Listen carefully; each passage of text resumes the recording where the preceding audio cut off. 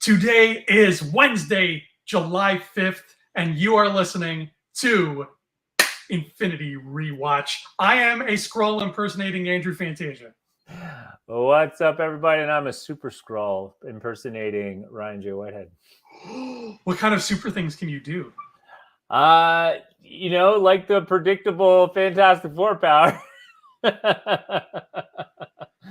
I can, summon heat and fire and stretch my limbs out really long, and go invisible, and then make a formation of rocks around my arms. You know, that is a good thought experiment. Like, if you could super scroll yourself with 4 different Marvel characters, who would you choose? That's a tough one, man. Feel like I'd want obviously the super soldier stuff, so Captain America's kind of thing. Then the healing of Wolverine would also be a nice touch there, with sprinkling a little bit of teleportation there and a bit of Magneto's power, and I think I'd be pretty happy with that. Ooh, Magneto. I think I like I'm 3 for 3 with you so far with Captain America, Wolverine, and Nightcrawler, right? For teleporting. Yeah. I always thought it would be a cop-out to say this, but I feel like I would pick Doctor Strange because there's so much he can do. You know what I mean? But I feel like the super scrollage of it all in terms of this experiment is you can't really recreate magic, right? It's got to be science. It's got to be wibbly-wobbly science. So I think I'll take your Wolverine, I'll take your Cap, I'll take your teleporting Nightcrawler, and I feel like the magnesis thing would end up injuring me accidentally way too often. So I'm going to get rid of that. And I'm going to toss in the Mystique shapeshifting. Ooh, yeah. That's pretty good. It's pretty good. I mean, yeah, we were just talking about that. Shapeshifting would be pretty fun, but you have to be really careful in today's world. You know what I mean? You have to be extremely careful. And like I said before the stream started, is essentially you have to get someone who's rich, but they can't be famous because you can't draw too much attention to yourself. So yeah, it's a tricky thing to play. Right. I'm even I don't know how much effort it requires for somebody like Mystique to hold a shape, but if you wanted to make yourself slightly taller or slightly shorter or skinnier or fatter or more muscular or less muscular, you could really play with that, the subtleties of changing shape. Ooh, I'm going to go over there and talk to that pretty lady I see over there, but looks like she's only into gym dudes. So let me see what happens if I, you know what I mean? Yeah, I hear you. Maybe one day we'll have maybe one day.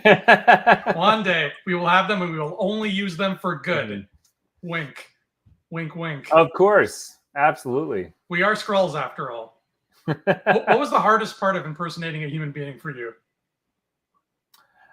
Picking up there, actually, which will tie into our episode. Picking up on the little nuances of the person is the trickiest part, right?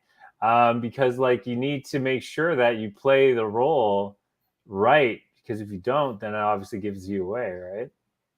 That's right. You don't know all the little details. It's like that scene in Mission Impossible where Simon Pegg is going to go walk through the camera room, but they're like, oh, those cameras know every detail of this way that this guy walks. So if you're not on point, they're not letting you in. For me, it's been very hard getting the accent down because I have the Skrull accent, We Skrulls all talk like this. This is our Skrull on the planet Skrull. This is how we sound. So I had to really lose that to get into the human thing. And people have told me, they're like, hey, are you from Skrull? Yeah, I can hear it. Are you from Skrullos? Have you been... Oh, yeah. No, it's funny. It seems like all Skrulls have British accents. Yeah, that's true. They all went full British. Maybe we'll see an American one hiding in there somewhere. Because otherwise, they're not doing their jobs. They should be better at doing accents. There's a million Skrulls in the world. They all just decided to, go live in Britain.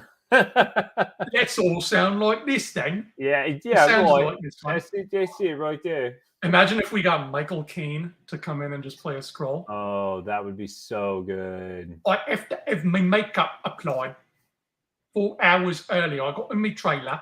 They put the green ears on me, but they said it's for a Marvel picture. I said I thought I came here to play Alfred. I mean, you do all those bloody push-ups. Oh yeah, no, it's an interesting choice, but yeah, it's definitely the mannerisms. Picking up on mannerisms, or how that person responds to other people is a real tricky thing. Got to do your research. That's why it's so much easier to just change into a filing cabinet. Like, yeah, the work is done for you. Yeah, changing into a filing cabinet would be a smart move. Do you think we'll see that on the show at some point, just as like a little nod? Somebody is going to turn into a filing cabinet. I don't know, because it's kind of too on the nose for like, it kind of plays along my anger towards the why is the rum gone joke. You know what I mean? Because here's the thing. If he does it, then it's just going to be a ha-ho moment where it's like, he did it. You know what I mean? It's just like, oh, great. It's cute. Thanks for referencing that. But if they make another joke about it, like, hey, why don't you turn it into a filing cabinet? And it's like, it could be funny, but at the same time, it's like, I don't know. This could be a running, like, why is the rum gone joke? Yeah, you don't want to bleed this dry. Like, I'm thinking something along the lines of like, Talos is infiltrating somewhere, and he's like, "Oh, I gotta go get some file or whatever. I gotta go do something." And then he hears somebody coming, and he's like, "Oh crap! Like, what am I gonna do? I can't hide." So you see like Gravik walk in the office, and he's like, "What's going on?" And there's nobody in there. And then he leaves, and then we just see the empty office, and we see the filing cabinet turn into Talos, and he's like, "Ooh, okay." And then he goes back to what he was doing. He gets out. I mean, yeah, exactly. Like I don't know. Like, Talos seems to have some funny little annoyances that's really kind of fun to poke at. Like his lack of understanding about the relationship between people and dogs. Yeah, I thought that was really interesting. So the humor of Talos is evolving, which I really enjoy, and I like it. I like that he doesn't seem to understand, like, again, the relationship between a human and a dog. Like, nobody on Skrullos has pets, I guess. That's a cool. It's something you never think about when you see aliens. They don't live the same way we do. They got their own stuff going on. Yeah, exactly. But I mean, like, why don't Skrulls have pets? You know what I mean? Like, is it the shape-shifting? Is I don't know. Actually, one thing I will say, actually, that I thought Young Justice did really well on is that the Martian Manhunter and the Martians, because of their shape-shifting ability, they used to play tricks on each other by pretending to be other people. And it was constant, like, prank thing. But what I liked is they established, they literally used that to establish a culture, which I thought was really neat. And then Miss Martian was pretending to be somebody else, and that person got really offended. And it's like, and then Martian Manhunter tried to explain that, like, oh, in our culture, it's a game. And it's like, well, in this world, it's not, it can't be a game because you could do some serious damage. Yeah. So I like when writing is done that way, because it really helps establish, like, what norms there are for that particular race and versus, like, the way we do things. Yeah, I don't remember. I haven't seen Young Justice, all of it anyway. I've seen like parts of it. Ooh. I know what I've seen was great. But that's something I missed. I missed that part of it. And that's so true. The Martians and the Skrulls, their prank game must be on point. And in their culture, April 1st is the one day a year where they don't play tricks. Yeah. They're just like, all right, guys, we got exactly it, right? That's exactly it. Is like, and that's something I love in science fiction writing, is when they really establish, like, what a culture does differently than what you do. And then that kind of helps you understand the way helps you understand their norms and trying to find the middle ground, right? Like, don't do this because you'll offend them. Like, it's such a cool way to do, kind of classic culture shock experiences that even we go through, right? Like going to a different culture, telling someone, or like, telling someone to bow, or bowing in front of them, maybe it's something they do, but it's not something you do with them. You know what I mean? Like it could be very insulting. So you got to be careful how you do it. Another favorite one I have, and this one will be a quick example too, is if you've seen Spider-Man Across the Spider-Verse, which is a phenomenal movie. Wasn't it great? Oh, it's a phenomenal movie. Oh my God. It's funny. I every MCU movie I like go see pre-screening, and Spider-Man normally I would go see pre-screening, but of course when it's Sony Spider-Man nowadays I'm having little debates. Yeah, but Spider-Verse, Across the Spider-Verse, and Spider-Man Into the Spider-Verse, like those are phenomenal movies, perfect movies in my opinion, in terms of superhero stuff. But one of my favorite points is, and it's blowing up all over YouTube, is the scene where they go to India and they meet that Spider-Man from that universe, and they talk about how chai tea, and he's like, "Oh, I love chai tea," and he's like, "What did you just say?" You basically called it TT. But I love that. It's like it's a perfect culture shock moment. And like I even said it. I think I even said it with you when we had the board game night. Is like, I love naan bread, and it's just like it's the same thing. But yeah, it's really funny. But yeah, but that's good science fiction writing, is to help you help the viewer establish what their norms are. So the character, not only does the character go through understanding culture, but you, the person, goes through understanding culture. And that's a really great, powerful writing tool. I don't know if I guess the answer to this question is I've just been single too long, but man, Miles Morales' mom, woof. She may be animated, but in that theater, I was like, is it hot in here or is it just her? She is very beautiful, indeed. I would say very hot. Yeah, she's a hot mom. Mm. Yeah, no, it would be an awkward encounter if I met her. Oh yeah, I'd be like, look, I know you're happily married and he's a cop, but I don't know. I'm just saying. Just saying, you need someone to talk to. This guy, right? Oh boy, but until then, we can only watch Secret Invasion and hope and dream. So this episode is interesting because this is clearly not the mid-season episode stakes I was hoping for. It's not the mid-season stakes, but I will say, piggybacking off something we talked about last time, in that this show really doesn't feel like a Disney Plus show. It feels like a movie that's been chopped up. I was going into this expecting it to be my least favorite because it's the third episode, and that's kind of when momentum dies. But it ended up being my most favorite. Oh, interesting. Yeah. So I don't know. I can't really mathematically pinpoint why that is, but there's just a lot of little things in here that I was just on a roll, and I'm like, okay, cool, fun. By the time we got to the end, I was like, great, let's keep it going. So that's where I am. You feel different? I'm indifferent. I'm indifferent on this one because, again, it's good. It's good, but it's not the stakes I was hoping for. I think everything it's as you so eloquently said the last episode. They're still setting the table. They're still setting the table, and Gravik is getting more and more villainous. But in the end, this is still very much like certain pieces are being put in place, and it's kind of the calm before the storm. And I was kind of hoping that we would get a little more, because it's only 6 episodes. So I'm like, I want to really get into this and get this thing going.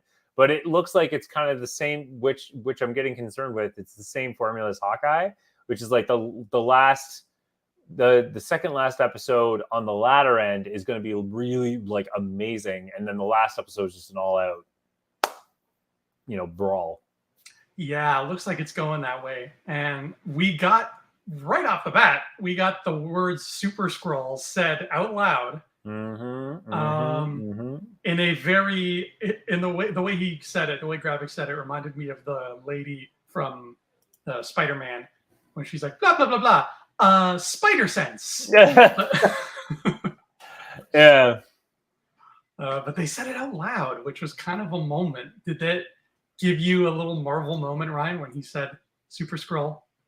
Yeah, because I like when the language is like fully used. But I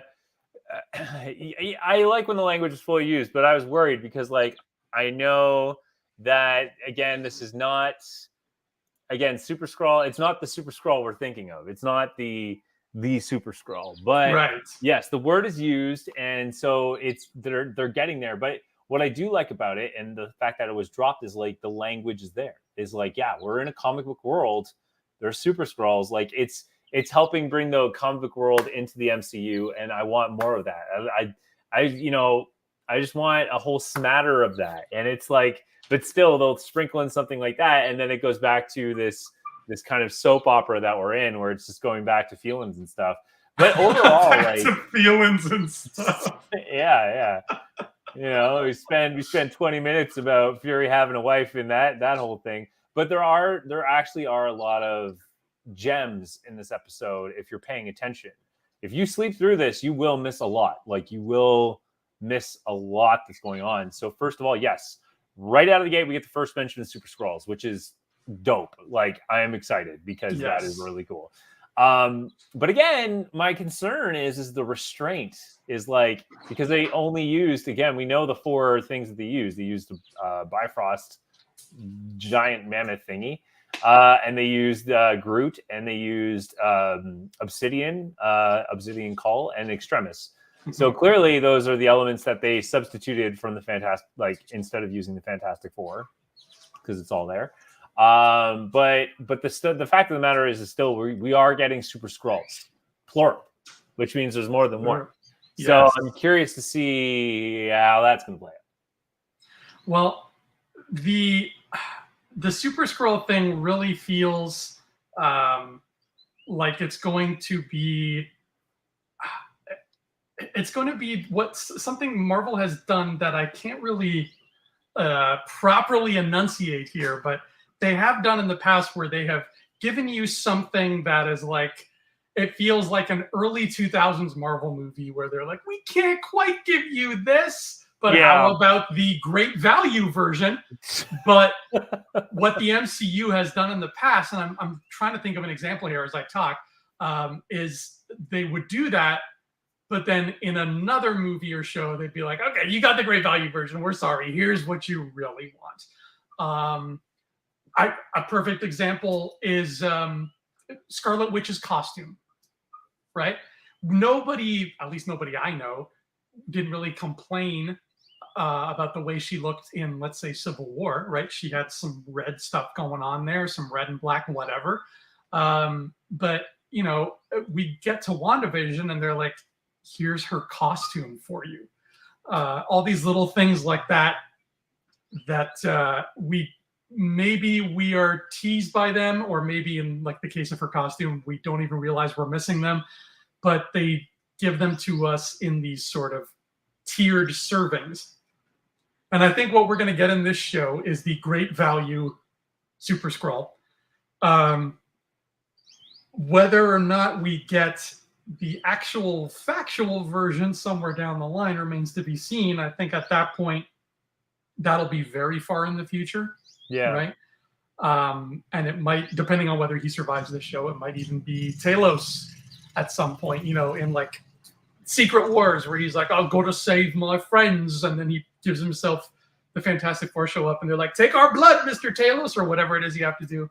And he's like, no, I've got all 4 of you. I'm a Super Scroll. And that's it. You can literally take that soundbite of me and you've got Avengers Secret Wars spelled out for you. You're welcome. Well, I like your example, but the way I would lay it out is, you look at the Spider-Man cartoon in the 90s.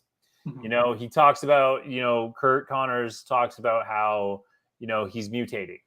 And he's like, oh no, like, what am I turning into? And he's like, I don't know, but it's not human. And Spider-Man's freaking out. And he's like, well, I'm going to go to an expert in mutant genetics. And we all know where that's going. And what do they do in the cartoon? They go to the X-Men. And it's like a beautiful crossover. in the movies still though, and especially in the MCU, it seems like they'll be like, Miss Marvel, the show, they're like, oh, you could be a mutant. And then you hear like the right, but like that's it. Like that's all we get. That's like, oh man, it's like getting a sample of a really good food and then knowing that you're not going to be able to ever order it because it's like too expensive. And that's kind of, but that's I don't want to sound like I'm complaining because like it's still a great story regardless. But my point is like, we're at a stage now in the MCU where you don't need to like carefully step around things. Like I think there may be politics to it. Like, oh, you can't say the Fantastic Four because we haven't casted them yet. Like in WandaVision, they're like, oh, we have a rocket ship, but we're looking for astronauts that are like courageous enough to do it. And clearly we know who it is. Like clearly, come on, like just give it to us, man. And this is what makes me the sappy Marvel fan, man. Is like they know I'm just gonna wait. Like I'm just gonna I see like the fish hook with the bait, and they're just leaving it in the water. And I know I'm just sitting there like ready to bite. And it's just this thing that's just lingering in front of me. And I'm still like waiting to go. And like I get caught, they fish me out and throw me back in the water. But I'm gonna go back after that fish hook because again, I'm gonna get a payoff, and it's gonna be epic, and that's what I want. I want more Hawkeye moments, more like a Kingpin drop. Like, why haven't we seen that in every single series yet?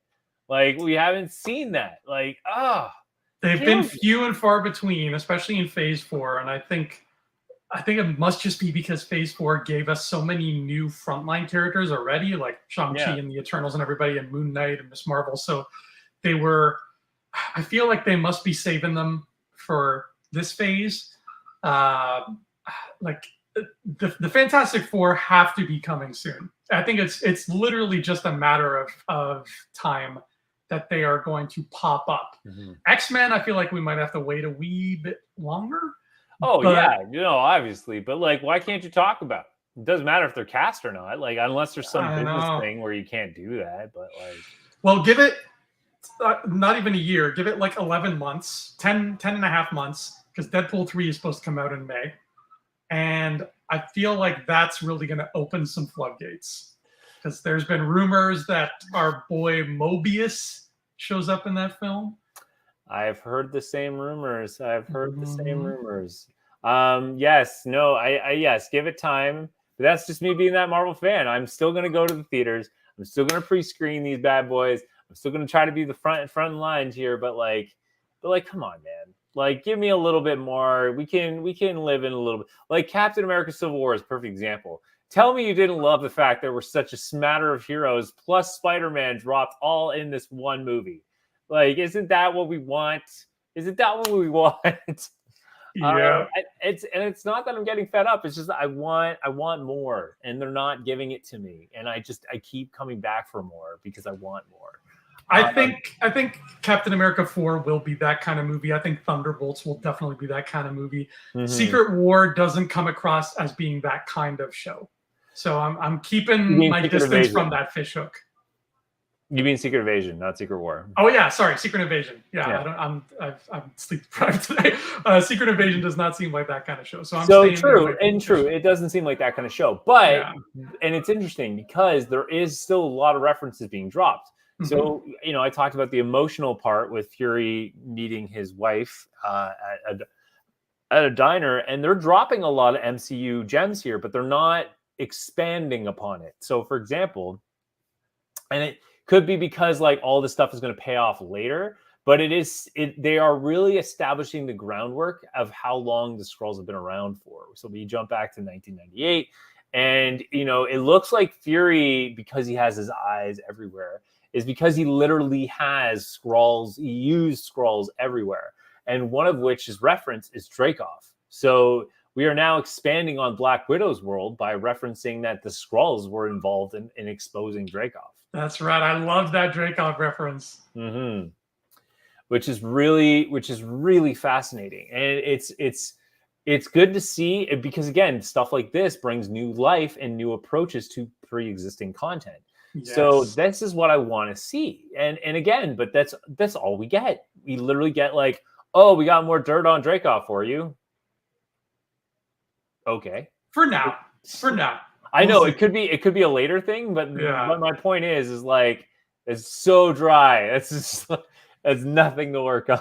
Yeah, I think the show will give us more of those breadcrumbs, but for now, I think we got to power through it and just see what the story is they're giving us here and why. I'm curious why they wanted to tell this story in the MCU, because it's very hard to do that without a bunch of scroll reveals like the comics did, and you can't really do a bunch of scroll reveals without undermining your characters. So this was a very weird choice for them to tackle this show, and I can't wait to see at the end of it all why it was a big enough choice for them that they said we have to make this, and what it's going to mean for the MCU. Yeah, but that's a problem for 3 weeks from now us to deal with. It's true, and but that's the thing. I want to get there, and I think, man, I can't really verbalize like what I'm trying to get at here. Of like, I'm not frustrated. I'm not complaining. It's just like I'm at a state now where it's like, come on, like I need more to work with here, and I can't verbalize it enough, but or accurately try to. I guess I'm intolerant of the minimalistic content that they're giving me. Is probably the best way to describe it. But yeah, but it is nice to know that the Skrulls were in this for a long haul. Like they've been in this for a long time, which is great. Like continue to show us more. Mm-hmm. Now you brought up Nick Fury's wife, and I want to talk to you about her because last week, I don't know how I missed it, man, when I was like, because you brought up that she was a Skrull and she was chopping vegetables, and I'm like, what? I didn't see. I don't know how I missed it. I was just a dumb. You fell asleep, which is dumb. Don't fall asleep in the show. So we see it in the recap, and I'm like, oh, Ryan is absolutely right. She's a Skrull. And we see Nick Fury and her hanging out, and he's making breakfast, and that breakfast looked friggin' great, by the way. He's frying up some vegetables, some tomatoes. I'm going over to Nick's house for breakfast. But they start asking the question, and rather the show starts getting us, the viewers, to ask the question, can we trust this lady, even though she's supposedly married to Nick Fury? And there were two things in this opening scene where we see him in the kitchen with his wife. There were two things that stood out to me, Ryan, where I was like, I don't trust her because of this. And they were crazy small things, but they were all in the details. One of them was she is one of those people, Ryan, who organizes books on her bookshelf by the color of their spines. So I don't know if you saw, but behind Fury's shoulder, you see a bookshelf in her house, and there's a whole row of books that are just green, and then a whole row of books that are just blue. That creeps me out when people do that, right? Just put all your books together in the series that they, like. Why you got to do this? That's some weird, like, what's her name? The lady who's like, decorate in ways that bring you joy. I forget her name. She became super famous on Netflix.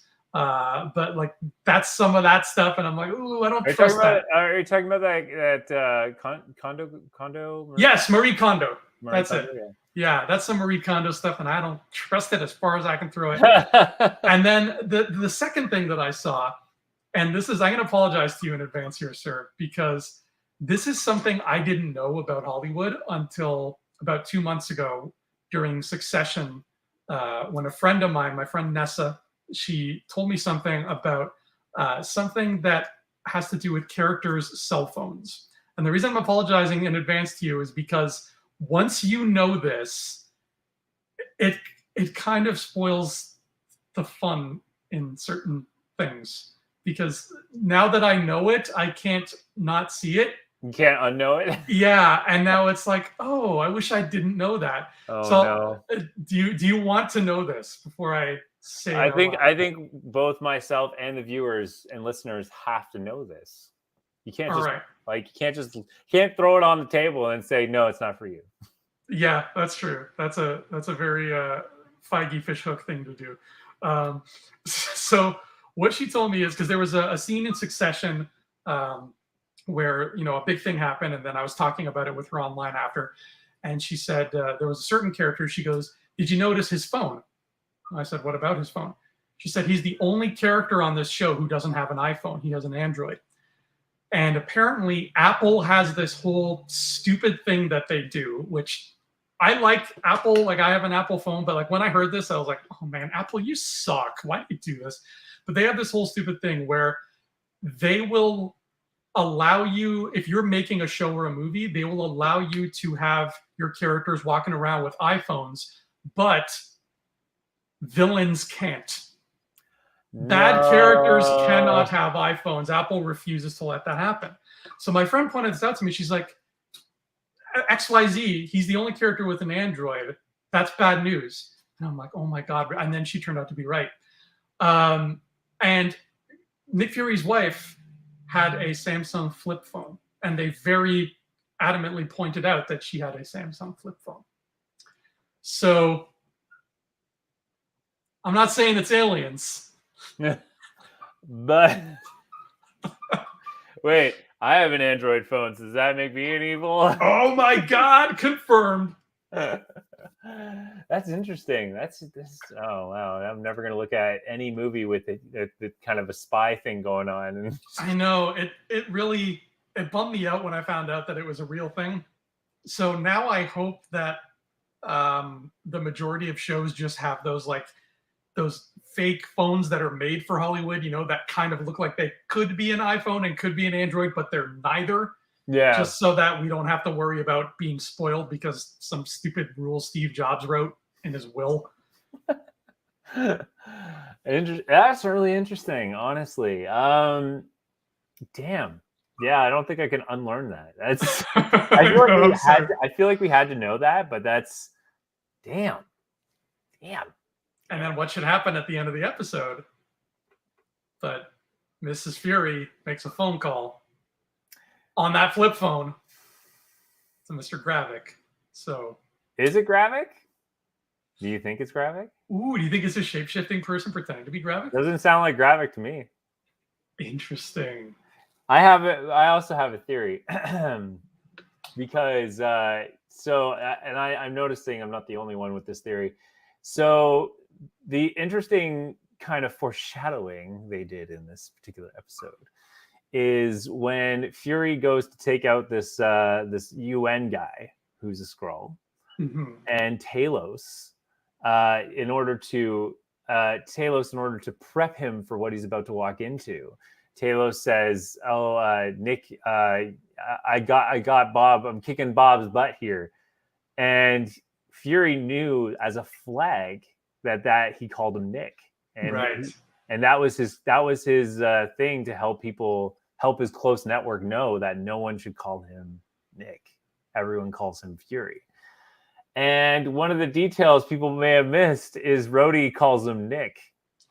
Get out of here. In episode 2? Episode 2, he calls him Nick. I knew it. I knew Rhodey was that. There's no way that was Rhodey. He was way too harsh on him, man. So it's kind of an interesting puzzle piece to work with in the show. It's kind of like what's his name? Shyamalan. It's kind of like a Shyamalan thing where it's like, you know, like the color red is like a giveaway for something. Yeah. But yeah, in this case, I think that big key to a lot of this is when they call him Nick. Okay, so we got to keep our ears open. But then it goes back to your question. So, like, we ended on a big cliffhanger in our last podcast episode, which, if any of you got through that epic masterpiece, it leads us to the question now, which is like, is Rhodey a Skrull or not? And if he is, when did he change to becoming a Skrull? Right. Now, what would be cool and crazy big? Okay, this would be the best political stunt Marvel's ever pulled off. What if Terrence Howard was in on the whole thing from the beginning, and they paid him a good chunk of money to be like, look, let's start a feud, and you exit out as War Machine, and we'll put Don Cheadle in, but we're gonna do this like Skrull thing, like way down the road, and then you'll come back as like War Machine. Would that not be the best political stunt the Marvel has ever pulled off? It would be a political stunt for sure. I personally, that would bum me out. Because No, that would bum me out.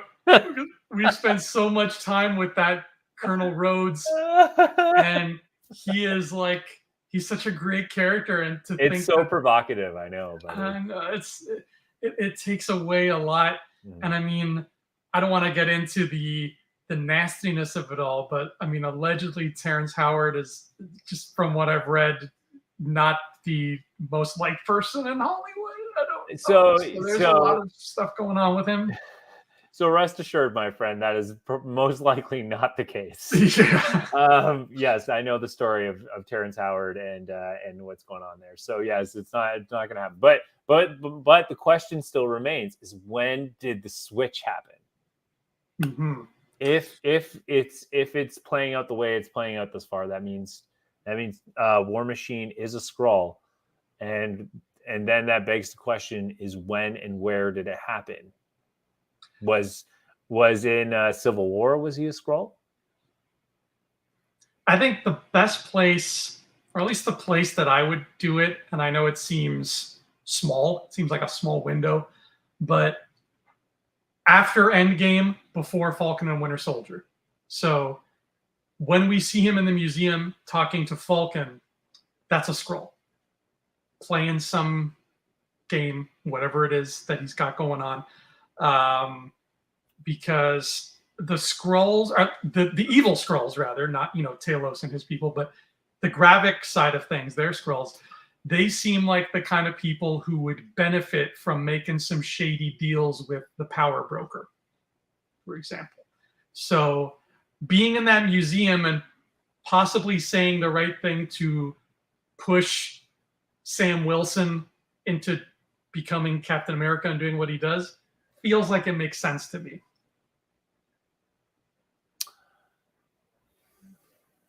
Okay. I agree with that. I can run along with that for sure. I like it. Because it would be a huge bummer, even just the thought of if that was not really Rhodey at Tony's funeral, that would be a bummer. So that's a good point. That has some big, that's a really good point, because that would take away a lot from that gravity of that moment. Because I was going to say, what would be an interesting one too is if they swapped him during the hospital after Civil War. Oh, right. And he's just pretending to go through rehab, and he's like, "Oh no, my legs! I'll never walk again." Yeah, yeah, like somewhere in there, I think would be interesting, right? That could happen. Rebels Come podcast, but I agree with you in the Endgame part, because it would take away the sentiment of that scene. It really would. So you could be right. It's probably going to take place post Endgame, but it seems like the story is kind of around that, because there's a lot of talk about the blip. So if we're going to base it on facts and evidence here, the story so far seems to talk a lot about what happened to Fury after the blip. And so that is, kind of a big question.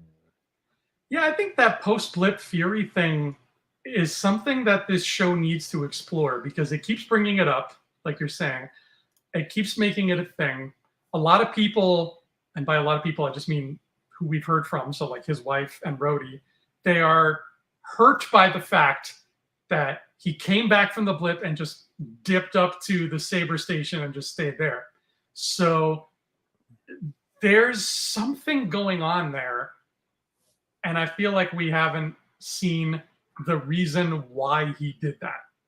And it's not outside the realm of possibility to think that the show will give that to us eventually, because this has been a flashback heavy show. We got a nice little 90s Fury flashback here where he meets his wife at that restaurant. So I wouldn't be surprised if maybe episode 5 or 6 looks back at that and says, this is Fury coming back from the blip and what he went through and why he went and just hid up in space. Yeah, there's a lot of questions around what drew him to Saber. and like what's going on with that. We still haven't covered that yet, and that's a lot of ground to cover. Because so here's the thing: is like, when did we first know he was in Saber? It was Spider-Man No Far From Home, right? That's right. But there's nothing before that showed him like getting ready for space or anything like that. No, because he dies in the snap, and then I don't think we see him on the battlefield fighting Thanos. I think the next time we see him is at Tony's funeral. Yeah, and then after that, it's Spider-Man. So there's a lot of ground to cover there, and there needs to be a big reason why he's going back into space. And obviously, the show talks about him coming back from space. So right. So we'll get there's more Fury to be uncovered, and I think that's going to be the big personal journey of this show. I think there's going to be some trauma there for Fury from having died and come back and all that stuff. So that's going to be fun to unpack. Oh yeah. Speaking of angry trauma and unpacking things, the scene between Talos and Gravik, that was something else. I was not expecting that. I wasn't expecting them to meet up, first of all, because I'm like, whoa, they're in the same room already. We get this little tiny altercation in this big room, which seems to be the theme of the show, is like heated altercations between two people in a big room. All these scrolls hiding out in the background. Talos goes full Will Smith, and he's like, "You keep my daughter's name out your mouth," and stabs him with the fork there. And I could be wrong, Ryan, but are we seeing sort of confirmation that Gravik has already undergone Super Skrull treatment? Because that looked like some extremist action going on when he pulled his hand out of the fork. Yeah, honestly, I was like, I obviously I think he is the first successful Super Skrull, because the scientist in the last episode we saw, she said that you do not have the DNA for it. So that proves that someone has done it before, and they need a certain genetic match in order to be able to survive the process. Which I'm always a big fan. I'm always a big fan of, like, the superhuman transformation via science, of some form of science. But yeah, so Gravik, I think Gravik is this first successful Super Skrull. There was parts of me trying to figure out, like, is he the Super Skrull character from the comics? And he's not. He's not that character. That character's name is Kravit. But Kravit. It's like K''Vit. So, or it could be like Kravit or like something like that. But there was a moment where I'm like, Kravit, Gravik. It could kind of work if you pronounce it a certain way, and then I'm like, no, forget it. So because I think they're kind of MCU villaining him, like taking two characters and mismatching them together. Yeah. So yeah, I think he is the first successful Super Skrull, and I think there's slowly more coming. But it begs the question is, like, how long they've been doing this, and how many successful candidates do they have? Right. Because if they can, it sounded like he wanted to get that whole political council superfied. Like, hey, come take this juice we made and become Super Skrulls. So I think that's the plan, right? If every world leader who's also a Skrull can also stand up to an Avenger, because he talks about the heroes are going to try to stop us. I mean, that sounds like a solid plan for world domination if I ever heard one. So yeah, but I mean, it also opens up big conversation doors of, like, how is Fury going to solve this problem? Like, guns aren't. If they're Super Skrulls, I don't think guns are going to really turn things around, if you know what I mean. Like, I don't think this problem. I don't know how they're going to solve it without superheroes. And, like, I'm told that, from what I've read, is that they're not going to have a lot of superheroes in this. So it's like, okay, so how is he going to solve this problem, with non-superhuman approaches? Like, outsmart them into a room and then lock them up, and that's done. I have a feeling this show is going to end with most of the Skrulls, not Gravik, because I think Gravik is kind of mad now. He's like a mad, evil genius. But I think it's going to end with most of his army being turned, like Fury's like, yo, sorry, I'm going to find you a home. Like, and they turn away from the cause. Mm-hmm. Gravik's just going to go crazy and blow himself up or something. But it seems like that's the simplest way to resolve this conflict without using an Avenger card, right? Diplomacy. Yeah. I don't know what to tell you, man. I mean, you're not wrong, but I don't know if that's the best way to do it. I mean, if it's gonna play out like the cartoon, then like throw some Cree in there and let's really mix match this stuff up. Like, let's go crazy. And then one of them mates and becomes Krull, and then it's just the movie Krull. James Razile from Rebel Scum Podcast thinks Yelena is a Skrull, but he refuses to call her Yelena, and he will only call her Yolanda. So, Yolanda. It's funny. I actually knew someone named Yelena, and I also knew someone named Yelena.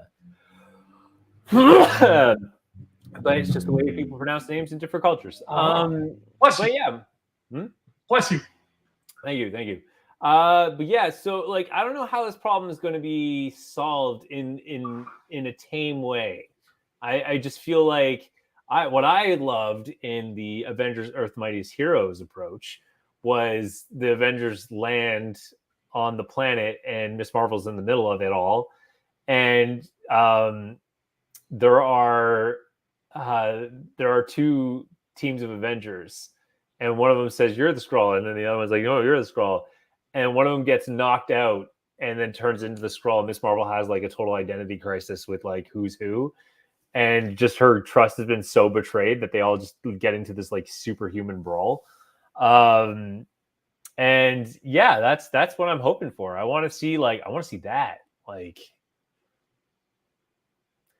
I don't know if I want to see spies outsmart Skrulls and then that's the victory. Is like, no, I need to see some sort of this needs to be the stepping stone to like the Marvels, or like something big needs to happen here to connect this to something else. That's why I was saying like how baffling it is that they chose this show if they were going to go the more TV, less expensive, less superpowery route than the comic did. So it's a really odd show to go with, and I'm just like, okay, I'm along for the ride. Whatever happens, I guess. Yeah. They didn't originally, if I'm not mistaken, Black Widow was supposed to be before Spider-Man Far From Home or something like that. Was she? She definitely was supposed to be somewhere that she didn't end up being. Yeah, but what I'm saying is because like the timing of the episode was supposed to be like I think even Hawkeye was the same thing.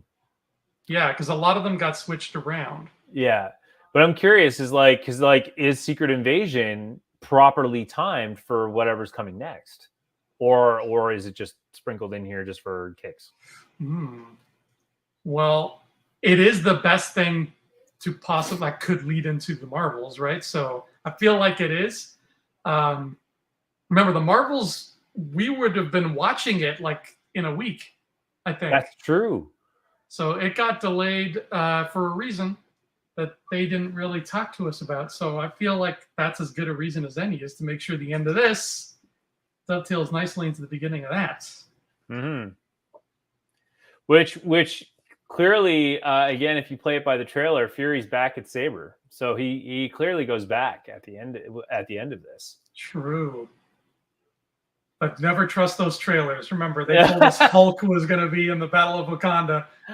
Who knows? I don't know how you fake that one, though. Turns out that's not Fury waiting for them. It's Michael Caine as a Skrull.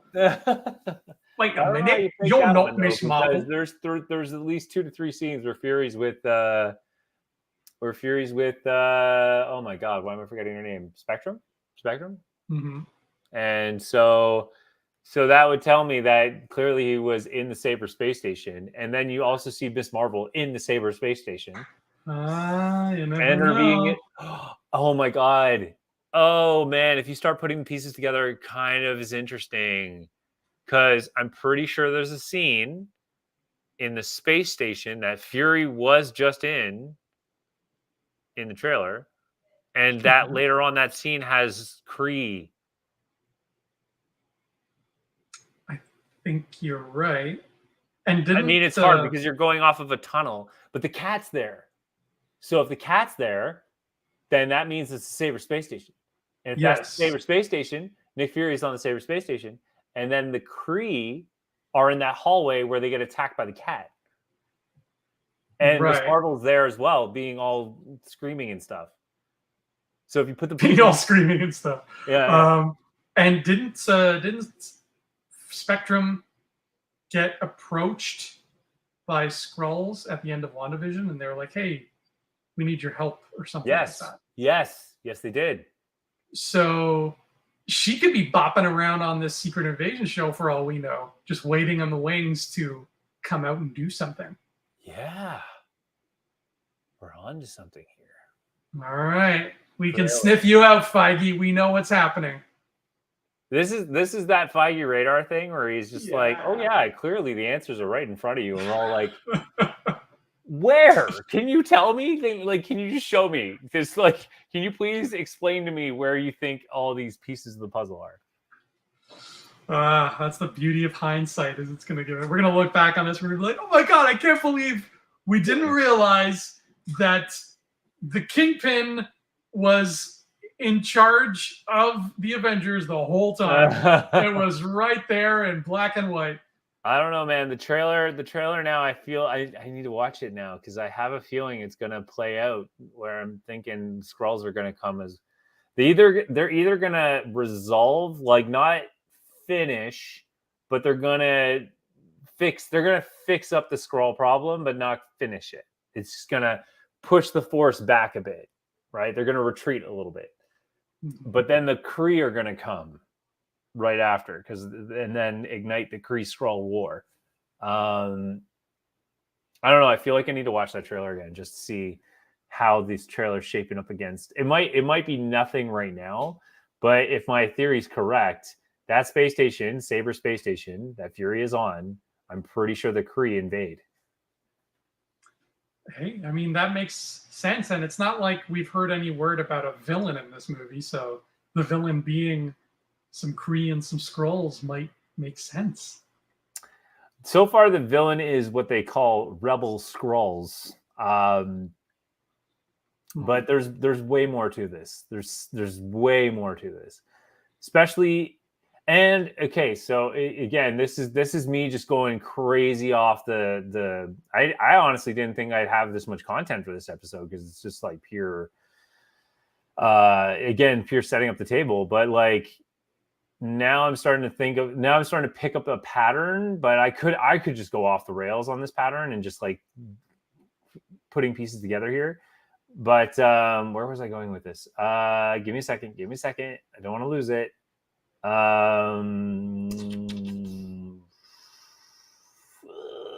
Yolanda? No, Yolanda.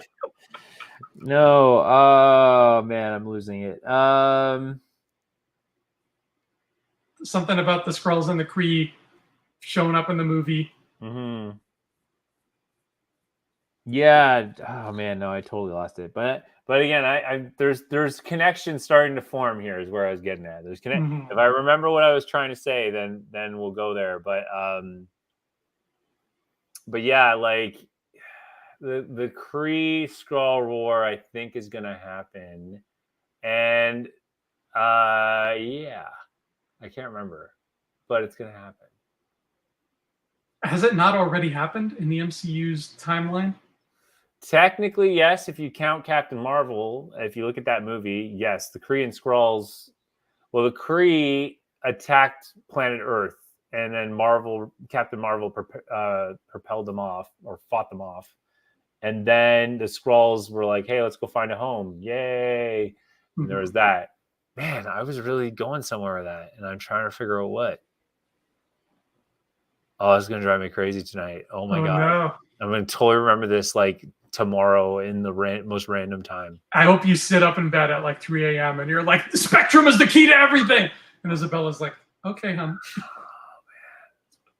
It's gonna kill me. Dude, I'm no. not lying to you. I was really connecting something, and I don't know what it is. Anyway, but my point is that the pieces are falling in place, and I was talking about how Feige, again, like the answers are right in front of you, but like they're not at the same time. That's what's really annoying. Like it. So when this episode finishes off, we lose, at least it looks like it's pretty safe to say, we lose Gaia. She got killed. Well, she does do the death thing and then transforms back into Skrull form, which I assume which is again like, why are they're getting all these amazing like actors and actresses and just killing them all. Well, here's the thing. All the humans that the Skrulls impersonate are locked up in that room with the stuff fizzing through their heads. Yeah. So whoever Emilia Clarke is, she's in there. Right? Because Gaia had to find that human that Emilia Clarke is, whoever that is, and impersonate her. So she's in that room somewhere being all beautiful and just waiting for Andrew to call her and take her out for a steak dinner. And in the meantime, she's just got to wake up and be like, hey, what's up? It's me. I'm Abigail Brand or whoever the hell I'm going to be. Right? If that's true, that's going to be a good reveal. That will be, because everyone was expecting her to be Abigail Brand, which is a big character for Sword in the comics. In fact, she is a big key to the mutants and mutations and stuff, because she is one. She's a mutant herself. And Fury is also currently -1 badass military woman who helps him out as his partner in crime. So... Wow, there you go. There's you using that speculation right there, that, you know, conspiracy tactics. That's what I like to hear. That would be really cool if that's the case, because you don't cast someone like Emilia Clarke and like, I don't know, man. I just feel like they couldn't, if it's true and she's only playing this Skrull character and that's it, I'm kind of like, you know what I mean? Like, like, come on. Like, you could have used her for so many other things. There's so many other characters she could have been well casted for. But if you're right, then that is brilliant. That's the Marvel I know and love and want to see more of, is like, you bring her in for one character and you pull it's a DC move, but you pull it anyway, which is like, hey, that's not Ra's al Ghul. And then it's like, oh, I see what you did there. No, there's no way they'd waste Emilia Clarke on 3 episodes. She's too awesome. She's too awesome, and especially after losing Maria Hill. Like, and you're right. There's kind of a formula here with Nick Fury. Is like, he needs a badass, you know, female co-lead here, and he doesn't have one right now, except for that Fallsworth, who's just a fun character to watch. She's amazing. I hope she gets her own show. But he's missing a Maria Hill type character, and Abigail Brand is quite literally the Saber version of Maria Hill. So that would be, oh man, dude, I think you just dropped a huge like Mike moment here. Like, that's pretty brilliant if that's true. And that means we might get some Emilia Clarke action in the Marvels, because she would fit in that world. Yep. So maybe she'll even dye her hair green. I don't know. Maybe that's asking too much. But that's a really good theory. Like, I'm actually really impressed. Like, that's really smart. I'm sure I could not be the first person who thought of it. There's got to be plenty of people who connected those dots too. I'm gonna take a quick gander right now, but I doubt it. I doubt anyone. Hold on, let's see. Emilia Clarke. Because as soon as she died, I was bummed out. I'm like, oh man. And then I remembered that scene like just before, where she was sneaking through the room with all the humans who were captive, right? I'm like, okay, so she's in there somewhere, because everybody else has to be. Yeah. Including whoever Gravik whoever's face that is, that guy he took. Okay, so hold on. This is an interesting article that I'm going to quickly read from comicbook.com, which is a pretty good source. Okay. They said, spoilers for the third episode. The latest episode, Invasion, puts Gaia's allegiances both to her father and to the band of Skull Freedom Fighters run by Gravik to the test, accumulating in a near-fatal attack to the United Nations. By the end of the episode, Gravik confirmed that he knew Gaia would double-cross him and shot her.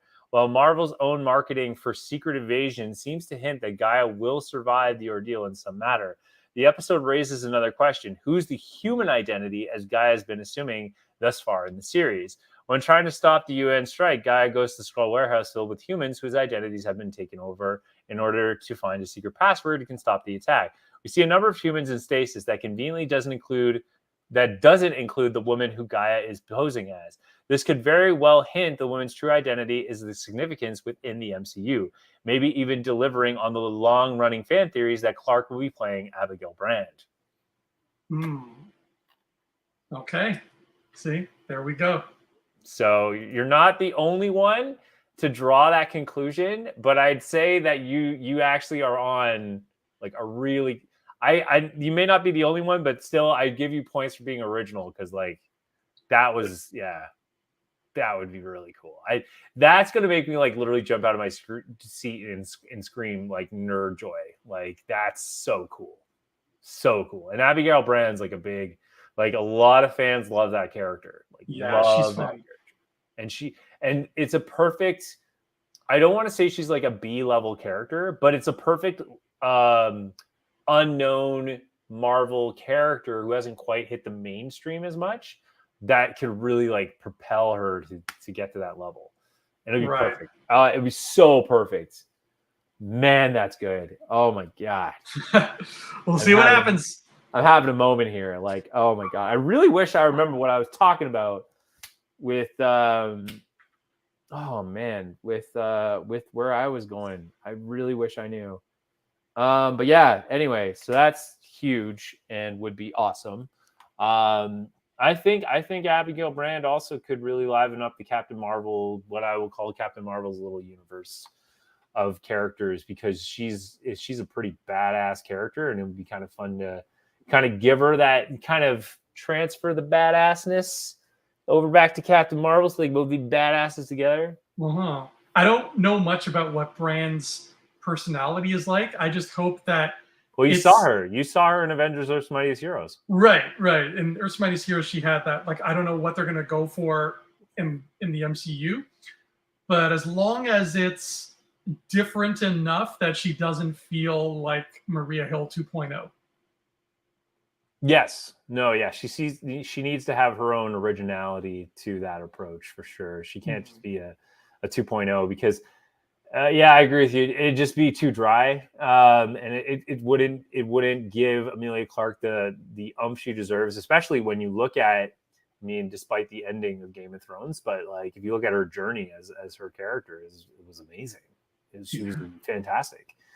But yeah, like she's also that perfect kind of casting where she's kind of on the peak of her fame, like about to explode into like super fandom, and so I think that it's perfect for her to be cast as a character like Abigail Brand and really give her that oomph.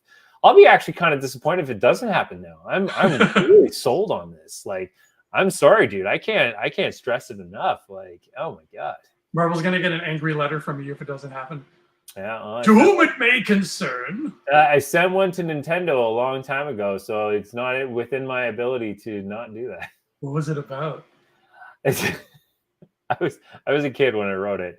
I wrote a letter to Nintendo a long time ago, and it was about Star Fox. And it was between Star Fox.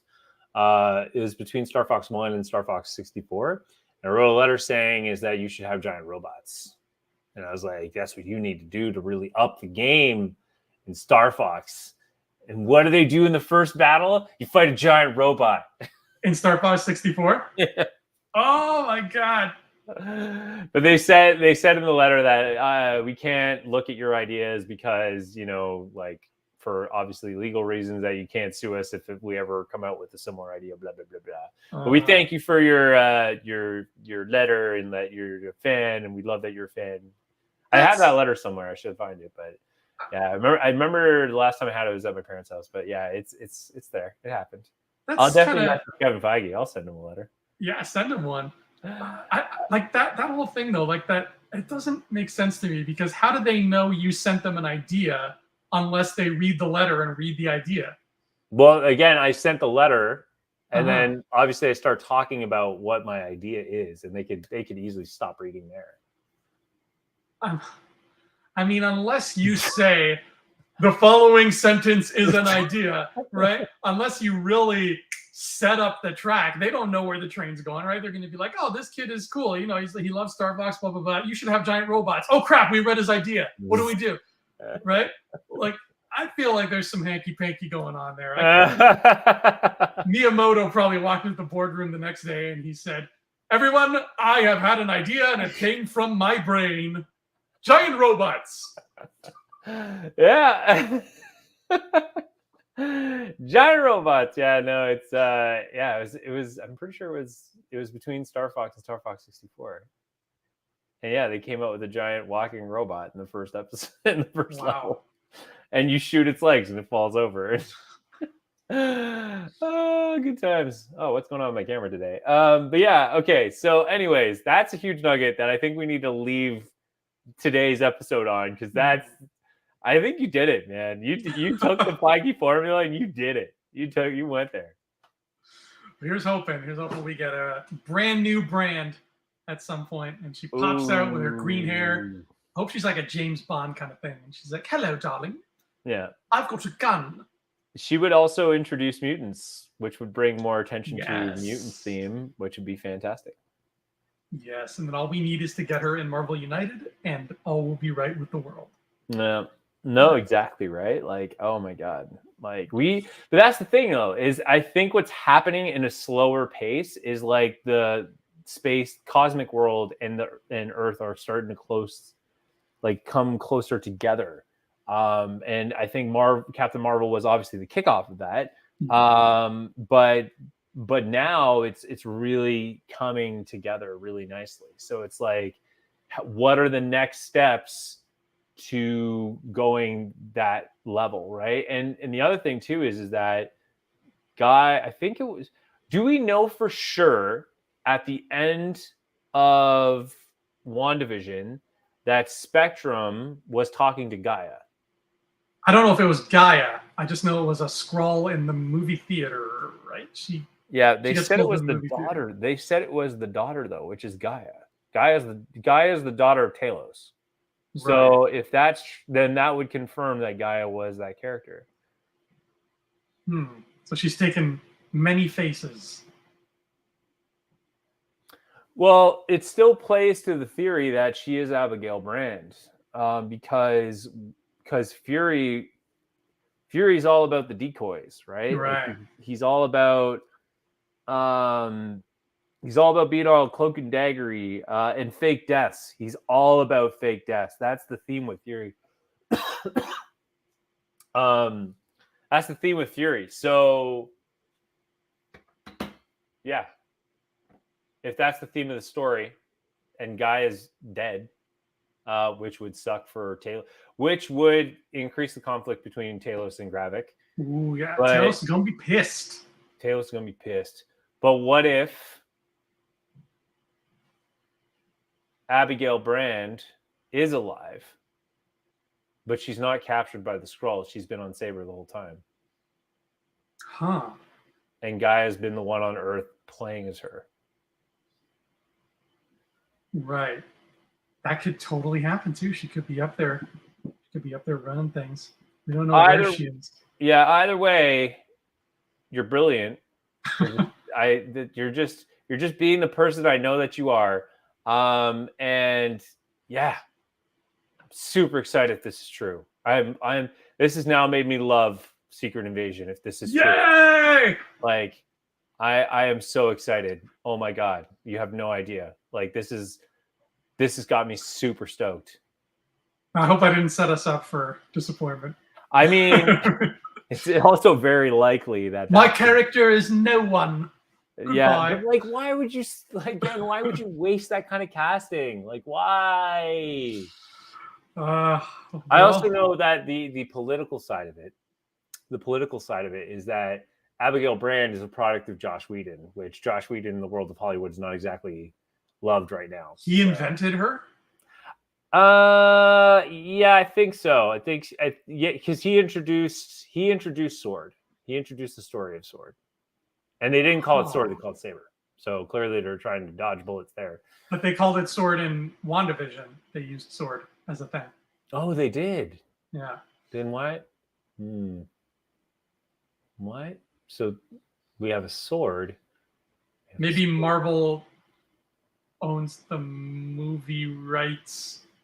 Whedon gets the comic rights or something. Oh my god.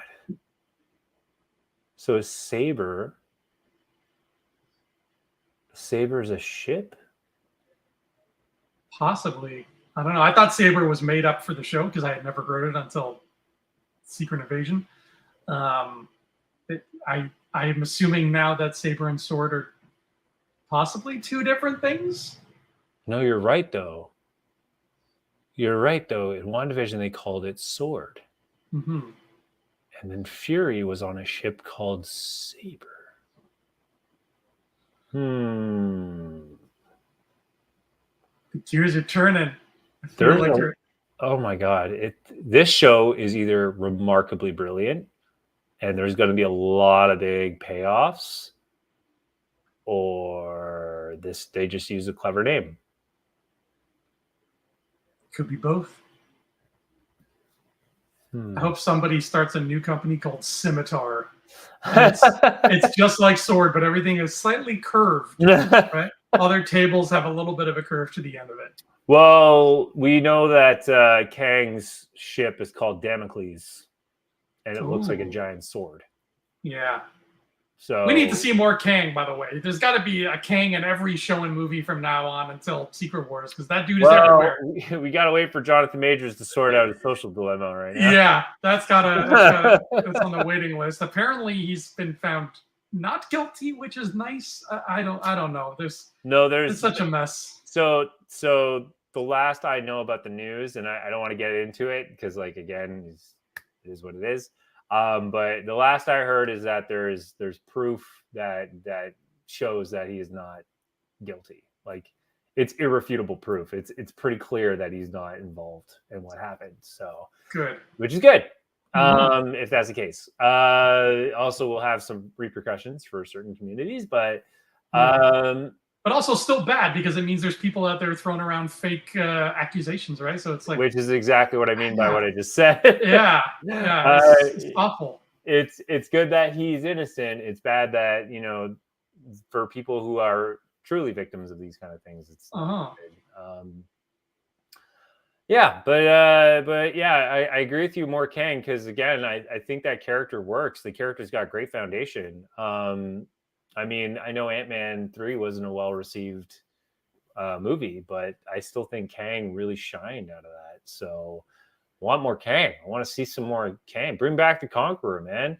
I mean, I like the other ones. Don't get me wrong. I like, Ramatut and all that stuff. But I want Conqueror back. I want the Conqueror. That's why I call him the Conqueror. He conquers. I can't wait to see what they do with Ramatut and Immortus, though. Like, those guys, I can't wait to see how they use them. I know, but I'm a little disappointed in Marvel that they, like, or at least currently, that Kang's essentially done, like the Conqueror, and it's a shame because that was one of the best comic book costume, like, adaptation look and feel of the character that we've seen in a while, and yeah, they again. Like, why do I don't want to get okay. I don't want this episode to ramble on as long as it needs, or longer than it needs to. But why does Marvel feel this need to, like, destroy their villains? Like, there's a way to defeat them without truly defeating them, and it's just how you do it that can make it feel like they've been, like, defeated. a good example of this is Loki. Loki's a great example of how you can defeat him without defeating him, which is really fun. It is really fun to watch. But Kang, like, I don't know, man. That ending doesn't leave a lot to the imagination of how he survived that. Like, no. Well, thankfully with Kang, you have the advantage of like you could have other there's so many Kangs. There's true. You could have easily another Kang just like that. But it goes back to my original problem in the last episode. The multiverse doesn't you can't just multiverse it and like correct your mistakes. No, do that with Kang because that's writing, my friend. It is, yeah. That is a Kang thing, so I'll allow it. But just like don't start doing that with everybody. Yeah, I'm just happy that Kingpin has survived as long as he survived. Just keep that boy alive. Yeah, at the end of time. It's like the nuke goes off, it's the cockroaches, and Kingpin is still there somehow. That's all I ask. But like that's the thing, right? It's like, oh well, that's not this universe's Kingpin. Like if I keep seeing that, if I see that pattern, I'm gonna be really upset. Right. Here's hoping. Ryan, hoping. Where can the people find you when you're not being a Sprawl? Well, currently right now you can find me on youtube.com/expert zone, as that's my bread and butter right now. So please go on there, give a like, say hello in the comments on my videos. That would be greatly appreciated. You'll know it's me in the videos because I'm usually on the thumbnail being me. And that's where you can find me right now. And you can find me making poached eggs with Nick Fury and frying up some tomatoes and vegetables because damn, that looks delicious. And I'm doing that on Facebook, Facebook, Twitter and Instagram, those two, at Andrew_Fantasia, and on YouTube on the Andrew Fantasia channel, on the Digital Charcuterie channel, and on the Rebel Scum podcast channel as well. And also my books are on Amazon. Where are you? Come over here. Yeah, come over here, books. Yeah, We Were Wizards. That's the name of my book right here. If you're only listening and you're not watching the video podcast, it's a fantasy novel called We Were Wizards, and you can find them on Amazon. Right now, there's 2 of them out because it's part of a series, but the purple one is book 1. That's the first one. So get that first. Or you just get them all and then read them as you go.